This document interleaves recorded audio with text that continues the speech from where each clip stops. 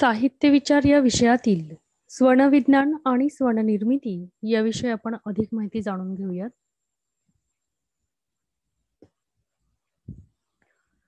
स्वन म्हणजे ध्वनी असा समज सुरुवातीच्या भाषाशास्त्रात रूढ होता. स्वनाला ध्वनी हा पर्यायी शब्द वापरला जात होता. स्वनांच्या सूक्ष्म अभ्यासानंतर या दोन संज्ञांमधील भेद लक्षात आला. म्हणून ज्या स्वनांच्या अंगी भाषाध्वनी होण्याची क्षमता असते त्याच ध्वनींना आपण स्वन असे म्हणतो. स्वनांचे वर्गीकरण मुख्य दोन प्रकारे होते, स्वर आणि व्यंजन. स्वर हे मौखिक असतात. त्याचा उच्चार होत असताना हवा मुखविवरात कुठेही अडवली जात नाही. म्हणजेच स्वराचा उच्चार होताना हवा पूर्णपणे मुखविवरातून बाहेर पडते. ज्याचा उच्चार आणि दुसऱ्या ध्वनीचे म्हणजेच दुसऱ्या कोणत्याच ध्वनीच्या मदतीशिवाय होऊ शकतो ते स्वर. ज्या स्वनांचे उच्चारण मुखामध्ये हवेचे कोणत्याही प्रकारे रोधन न करता केले जाते त्याला स्वर म्हणतात. उदाहरणार्थ उ, अ, आ, ऑ आणि ओ. स्वरांची वैशिष्ट्ये. स्वरांच्या उच्चारणाच्या वेळी हवेची अडवणूक होत नाही. स्वरांचा उच्चार पाहिजे तेवढा लांबवता येतो आणि स्वर हे मुखर असतात. त्यांचे उच्चारण स्पष्ट आणि खणखणीत असते. स्वरांचे वर्गीकरण पुढीलप्रमाणे होते. स्वरांच्या उच्चारात जीभ हा अवयव महत्वाचा आहे. तिच्या हालचालीवर स्वराचे स्थान निश्चित करता येते.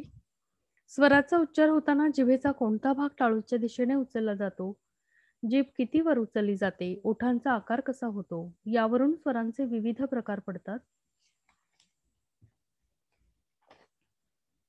जीभ खूप उंच उचलली गेली तर मुखविवर आकुंचित होते. या स्थितीत जो स्वर उच्चारला जातो त्याला संवृत्त स्वर असे म्हणतात. उदाहरणार्थ उ. जीभ अगदी थोडी उचलली गेली तर मुखविवर आकुंचित न होता मोकळे राहते. यावेळी उच्चारल्या जाणाऱ्या स्वराला विवृत्त स्वर म्हणतात. उदाहरणार्थ अ. अर्धसंवृत्त स्वर ओ, अर्धविवृत्त स्वर ओ. ओठांच्या आकारानुसार ज्या स्वरांचा विचार करताना ओठ पूर्ण गोलाकार असतील त्या स्वरांना वृत्ताकार स्वर असे म्हणतात. पुढे आहे व्यंजन. स्वनांच्या उच्चारणात उच्चारण स्थानाला महत्त्व आहे. व्यंजने स्वरांप्रमाणेच मौखिक आहेत. ज्या स्वनांचे उच्चारण करताना मुखामध्ये हवेचे कोणत्याही प्रकारे विविध ठिकाणी रोधन केले जाते त्याला व्यंजन म्हणतात. स्वनांचे उच्चारण स्थान व प्रयत्नाच्या आधारे वर्गीकरण केले जाते. पहिला आहे उच्चारण स्थानानुसार आधारलेले स्वनवर्ग. त्यामध्ये कंठस्तरीय स्वन. स्वरयंत्रातील कंठद्वारातून ज्या स्वनांचे उच्चारण होते ते कंठद्वारीय स्वन होय. उदाहरणार्थ ह. मृदू तालव्य स्वन. जिभेचा मागचा भाग वर उचलून मृदू टाळूच्या जवळ नेला अशा स्थितीत निर्माण होणाऱ्या स्वनास मृदू तालव्य स्वन असे म्हणतात. उदाहरणार्थ क, ख, ग, घ. मूर्धन्य स्वन. स्वनांची निर्मिती होताना जिव्हाग्र प्रतिवेष्टित म्हणजे उलटे केले जाते आणि त्याने टाळूची मूर्धा म्हणजे मागची कठीण टाळू या भागाला स्पर्श केला जातो, म्हणून त्यांना मूर्धन्य स्वन असे म्हणतात. तालव्य स्वन. जिभेचा पुढचा भाग हा पुढच्या कठीण टाळूला स्पर्श करतो. अशा वेळी निर्माण होणाऱ्या स्वनांना तालव्य स्वन असे म्हणतात. दंतमूलीय स्वन. दंतमूल हे उच्चारण स्थान आणि जिव्हाग्र जिभेचे टोक हा उच्चारण अवयव असतो. त्यावेळी स्वन निर्माण होतात त्याला दंतमूलीय स्वन असे म्हणतात. पुढचं आहे दंत्य स्वन.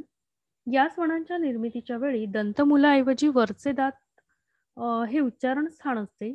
जिव्हाग्र हा उच्चारण अवयव असतो. पुढे आहे औष्ठ स्वन. ज्या स्वनांचा उच्चार करताना दोन्ही ओठांचे सहाय्य होते ते स्वन औष्ठ स्वन म्हणून ओळखले जातात. पुढे आहे दंतोष्ठ स्वन. या स्वनाच्या उच्चारणावेळी उच्चारण स्थान दात व खालचे ओठ हे असते. उच्चारण अवयव जिव्हाग्र. स्वननिर्मितीची प्रक्रियामध्ये स्वननिर्मिती प्रयत्नांचे स्वरूप जे आहे ते आता आपण पाहणार आहोत. त्याचं वर्गीकरण कसं होतं ते आपण पाहूया. उच्चारण स्थानाजवळ स्वनांचा उच्चार करताना जो प्रयत्न करावा लागतो त्या आधारे स्वनांचे वर्गीकरण होत असते. त्यामध्ये पहिला आहे अवरोध. हवा मुखविवरात कोठेही पूर्णपणे अडवली गेली की त्या प्रयत्नाला अवरोध म्हणतात. अवरोध स्थिती, हवेची अडवणूक काही काळच होऊ शकते. अडवणुकीच्या या काळात अवरोध स्थिती म्हणतात. स्फोट, हवेची अडवणूक दूर केली जाण्याच्या प्रकाराला स्फोट असे म्हणतात. पहिला आहे स्पर्शस्वन. मुखविवरात ज्या स्वनांच्या निर्मितीत प्रथम अवरोध होतो आणि मग त्यांचा स्फोट होतो, अशा स्वनांना स्पर्शस्वन असे म्हणतात.